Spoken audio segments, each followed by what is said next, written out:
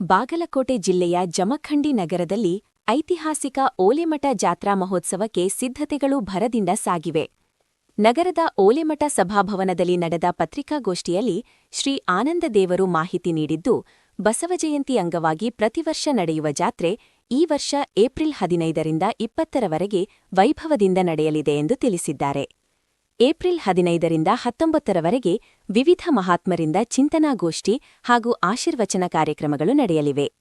April 20ರಂದು ಬೆಳಿಗ್ಗೆ ಬಸವೇಶ್ವರ ಸರ್ಕಲ್ನಿಂದ ಭವ್ಯ ಮೆರವಣಿಗೆ ನಡೆಯಲಿದ್ದು, ಸುಮಾರು 10,000 ಮಹಿಳೆಯರು ವಚನ ವೃಕ್ಷೋತ್ಸವದಲ್ಲಿ ಭಾಗವಹಿಸಿ ಪರಿಸರ ಜಾಗೃತಿ ಮೂಡಿಸಲಿದ್ದಾರೆ. ಸಂಜೆ 5 ಗಂಟೆಗೆ ರಥೋತ್ಸವ ನಡೆಯಲಿದ್ದು, ಭಕ್ತರಿಗೆ ನಿರಂತರ ಅನ್ನದಾಸೋಹ ವ್ಯವಸ್ಥೆ ಮಾಡಲಾಗಿದೆ. ಇನ್ನೊಂದು ವಿಶೇಷವೆಂದರೆ, ಜಾತ್ರೆಯ ಉದ್ಘಾಟನೆಯನ್ನು ಈ ಬಾರಿ ಪೌರ ಕಾರ್ಮಿಕರಿಂದಲೇ ನೆರವೇರಿಸಲಾಗುತ್ತಿದೆ. ಸಮಾಜ ಸೇವಕರಿಗೆ ಗೌರವ ನೀಡುವ ಉದ್ದೇಶದಿಂದ ಈ ಕ್ರಮ ಕೈಗೊಳ್ಳಲಾಗಿದೆ ಎಂದು ಆಯೋಜಕರು ತಿಳಿಸಿದ್ದಾರೆ. ಎಲ್ಲಾ ಭಕ್ತರು ಹೆಚ್ಚಿನ ಸಂಖ್ಯೆಯಲ್ಲಿ ಭಾಗವಹಿಸಲು ಮನವಿ ಮಾಡಲಾಗಿದೆ. ಜಿಲ್ಲಾ ವರದಿಗಾರರು ಶ್ರೀ ಮುತ್ತುರಾಜ್ ಅರಗಿನಶೆಟ್ಟಿ, ಟಿವಿ 66 ಕನ್ನಡ ನ್ಯೂಸ್, ಬಾಗಲಕೋಟೆ. ಓಂ ಶ್ರೀ ಗುರು ಬಸವಲಿಂಗಾಯ ನಮಃ. ನಮ್ಮ ಜಮಖಂಡಿ ಭಾಗದ ಸರ್ವ ಭಕ್ತರಿಗೆ ಶರಣು ಶರಣಾರ್ಥಿಗಳು.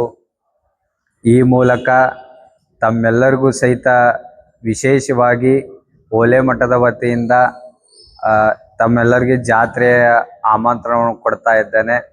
ಈ ಓಲೆಮಠ ಅಂತಂದ್ರೆ ಇದು ಸುಮಾರು 12ನೇ ಶತಮಾನದಿಂದ ಬಂದಿರತಕ್ಕಂಥ ಈ ಭಾಗದ ಏಕೈಕ ಇತಿಹಾಸ ಮಠ ಅದು ಶ್ರೀ ಓಲೆಮಠ.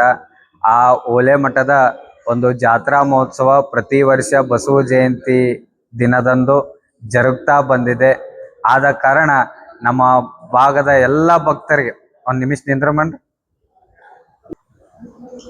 ನಮ್ಮ ಜಮಖಂಡಿ ಭಾಗದ ಸರ್ವ ಭಕ್ತರಿಗೆ ಶ್ರೀ ಓಲೆಮಠದ ಜಾತ್ರಾ ಮಹೋತ್ಸವಕ್ಕೆ ನಿಮ್ಮೆಲ್ಲರಿಗೂ ಸಹಿತ ಪ್ರೀತಿಯಿಂದ ನಾನು ಆಮಂತ್ರಣವನ್ನು ಕೊಡ್ತಾ ಇದ್ದೇನೆ.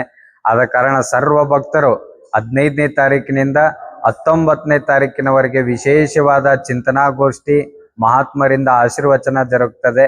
20ನೇ ತಾರೀಕು ಬೆಳಗಿನ ಜಾವ ಎಲ್ಲ ತಾಯಂದರ ತಲೆಯ ಮೇಲೆ ಸುಮಾರು 10,000 ಜನ ತಾಯಂದರ ಮೇಲೆ ವೃಕ್ಷವನ್ನು ಇಟ್ಟು ವಚನ ವೃಕ್ಷೋತ್ಸವ ಅನ್ನುವಂಥ ಕಾರ್ಯಕ್ರಮವನ್ನು ಮಾಡ್ತಾ ಇದ್ದೇವೆ. ಪರಿಸರ ಜಾಗೃತಿಯನ್ನ ಎಲ್ಲ ಜನರಲ್ಲಿ ಮೂಡಿಸ್ಬೇಕನ್ನುವಂಥ ಒಂದು ವಿಶೇಷವನ್ನು, ಪರಿಸರದ ಮೇಲೆ ಕಾಳಜಿಯನ್ನಿಟ್ಟು ವಚನ ವೃಕ್ಷೋತ್ಸವ ಕಾರ್ಯಕ್ರಮವನ್ನು ಮಾಡ್ತಾ ಇದ್ದೇವೆ. ಆ ಕಾರ್ಯಕ್ರಮಕ್ಕೂ ಸರ್ವ ತಾಯಂದಿರು ತಾವೆಲ್ಲರೂ ಬರಬೇಕು. ಅಲ್ಲಿ ವೃಕ್ಷಗಳು ಅಲ್ಲೇ ಬಸವೇಶ್ವರ ಸರ್ಕಲ್ದಲ್ಲಿ ವ್ಯವಸ್ಥೆ ಮಾಡ್ತದೆ.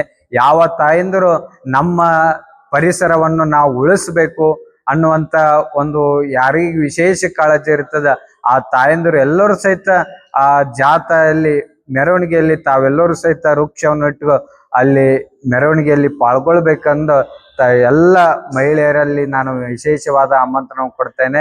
20ನೇ ತಾರೀಕು ಮೆರವಣಿಗೆ ಇರ್ತದೆ. ಬೆಳಗ್ಗೆ 8 ಗಂಟೆಯಿಂದ ಮತ್ತು ಸಾಯಂಕಾಲ 5 ಗಂಟೆಗೆ ರಥೋತ್ಸವ ಜರುಗ್ತದೆ. ಎಲ್ಲರೂ ಆ ರಥೋತ್ಸವಕ್ಕೂ ತಾವೆಲ್ಲರೂ ಕೂಡ ಪಾಲ್ಗೊಳ್ಬೇಕು.